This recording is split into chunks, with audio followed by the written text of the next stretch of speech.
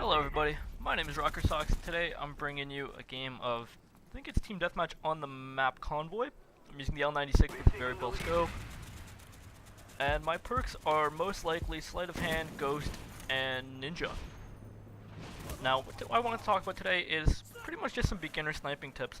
You know, the stuff that, if you're just starting out trying to learn how to snipe, or just the stuff that everybody can really use. And so the first tip that I'm bringing you is pretty much try to use high ground to your advantage. As you'll see in this clip here, by getting up higher on the ground, I can see more of the map, and it makes it a lot easier for me to see all the enemies. Because if I were way down here, there's no way I could see someone on the other side of the map from here. But as soon as I get high enough up, I can see pretty much the entire map. And you'll see that I go up onto that ledge that I was just on quite a bit.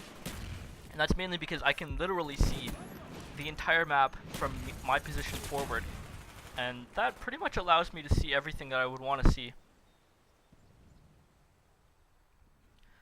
Now, another tip that I have is try not to get tunnel vision. And so tunnel vision is basically when you stare down your scope for way too long at one time. And pretty much by doing that, what you're doing is you're giving yourself tunnel vision, so you can't see what's around you and you can't see anything else about the game.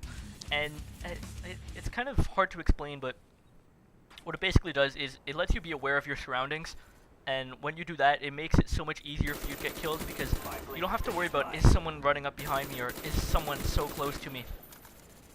And so what you'll see me do a lot when I snipe is the second I pull the trigger or shoot, I take my finger off the button, so I don't look down the scope anymore. And while it may just look fancy, what it basically does, it allows me to see the playing field or the map a lot better than it would if I'm just looking down my scope. And by doing that, I can see enemies a lot quicker, I can see more enemies, I can see where the rest of my team is pretty much relatively. Because another thing is, when you're staring down your scope, you also don't get the mini-map. So you don't know if your team is on the other side of the map, if they're on your side of the map, or what. And basically what that does is, when you're staring down your scope, you lose focus of what's going on. You're only staring at one spot, and as you'll see me, what I'm doing here is I'm trying to focus on that one behind those signs there, I guess you can call it. And so you'll see that whenever I'm not trying to find someone, I scope out and take a little bit of a look around, and then I go back to it. But right around here, yeah, another thing that I want to say is try to pick up a good sidearm. What I try to usually use is the dual pythons, or in Modern Warfare 2 I use akimbo USPs.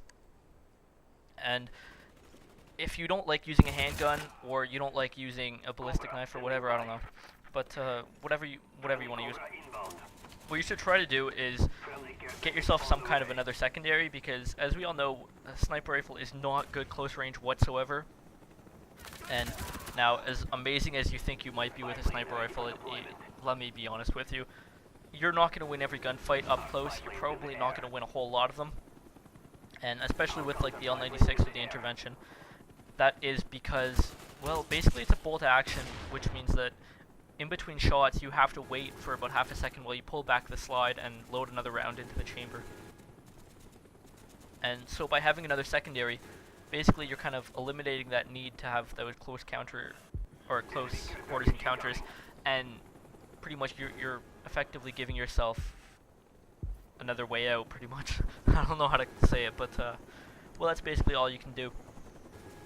And so what you'll see me do here is, when I'm just kind of standing still for a while, not looking down my scope or anything, I'm trying to watch for movement, and I'm also trying to watch the mini-map. Because if I see someone appear on it, and I know that they're on the other side of the map from me, then I can just try to look around, and when I can get a good feel for where they are, I'll look down my scope and try to take a shot.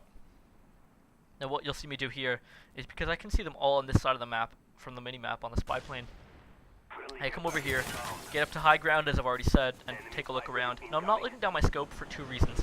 One, because I don't know specifically where they are, and two, because I can't look through my scope through that glass very well. Your vision gets kind of distorted, and it makes it harder to acquire your target. So what you'll see me doing here a lot also is, I'm up on the high ground, but what I'm doing is I'm taking a look at spots where I know the enemies come from quite frequently, taking a look, and then I'm looking back out of my scope. And by doing that, I'm basically just trying to take a quick look, saying yes there is someone or no there isn't. And if I know there is someone, then I can try to get a shot off. And if there isn't, then I just come straight back out and go to another spot.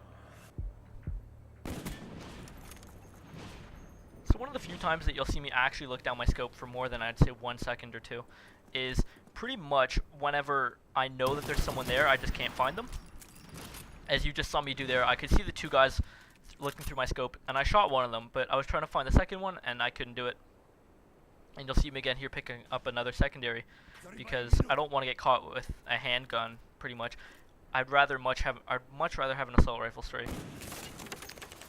Here's what you see me do here. Whenever I have to reload or something, I try to go behind cover, because that guy knows where I am. And if I just leave myself out in the open, it's pretty much like giving him a free kill. Although he isn't really going to be all that accurate at that distance, it's still not all that great of an idea to stay out in the open. And that brings me to another point, is try not to stay out in the open way too much. I mean, if you're trying to move from cover to cover, that's a good thing, but I know people have said this a lot, and running out into the open in this game will get you killed 9 times out of 10. And that's basically because, well, you're pretty much open for anyone to shoot you. If you're behind cover, you're kind of cutting off the angles. Yes, angles, that's the word I was trying to find. You're kind of cutting off the angles that people have to shoot at you. And, well, that's good, as you can obviously imagine. Now, this may be a stupid move on my part, but since I know that that guy was up there after he just shot me, I kind of get a little frustrated and I try to shoot him right away. Sometimes that's good, sometimes that's bad, but sometimes... Oh man, that was annoying. But sometimes if you know for a fact that someone's there, it can be a good thing to shoot them. But it can also be bad, because if they're just kind of trying to camp because they know that you're going to come back for them and come back and whatever, then they're going to be waiting for you. And the more you come back, the more kills you're going to give them. And obviously that's not good, because you don't want to give them kills, you don't want to die, and whatever. So one last tip that I have for you guys is try to use a like a stun or a flash, or try to use some kind of a grenade if you don't know if someone's there for sure. Because if you're going into a smoke grenade, or if you're going around a corner or something, it's always a good idea, because that stun grenade or that flash grenade pretty much tells you if there is someone there or if there isn't. And what that basically does is, if you run out there guns blazing without throwing a stun or a flash or something, you don't know if they're going to be there, and you don't know where they are exactly. But if you throw that stun or a flash, you know for a fact that they're there, because you get the hit marker. And you also learn that, like, you know that they're going to be flashed or they're going to be stunned, so they're going to be a little out of it for a second or two, which gives you that time to go around that corner or go into that area and get them. So you'll see me using the variable zoom scope a lot on this gun, and my reason for that is basically because it is a very large map, and I think Treyarch says it's a medium-sized map, but it's really not. It's kind of a bigger map, and so you'll see me using the variable zoom, because even on the highest setting, I can kind of, well, it gets harder and harder to see someone as you go further down the map. And so by using the variable zoom, I get a bigger target, and it makes it a lot easier to shoot someone. Now here, I'm trying to shoot through this wall here, because I know for a fact that that guy's there. There we go. But yeah, one thing I would say is try not to use too many shots on someone. And there I go, picking up another secondary. But try not to use too many shots against someone, because eventually you're going to run out of ammo, and if you do, it's probably not a good idea. Because if you spend 3 or 4 shots shooting at someone, that's all that time that person has to try to take their aim at you and try to focus on you. Or for someone else to come up and get you, because you're so focused on that person. But back to the variable zoom. What I try to use this for is because if you've used it, you know that there's 3 settings. There's far, medium, and close, I guess you could call it. And on the lowest zoom setting, it's really hard to acquire targets even when they're pretty close to you, because it's not zoomed in as much. And if you go into the third one, it makes the target so much bigger, so that you have a larger target to shoot at and a bigger spot where you can hit them. And if you're on the lowest zoom setting, basically the enemy gets really, really small, and so it gets a lot harder to hit them. It's pretty self-explanatory. Now, the game's pretty much wrapping up here. It is a very long TDM. We actually run out the time limit here, and we still don't come close to winning. I think we end up as 61 kills, I think. I don't know. But what I'm trying to do here is basically just get 1 or 2 last kills before the game ends. And I get flashed right at the end of it. Final score is 25-12, and I'll see you later, guys.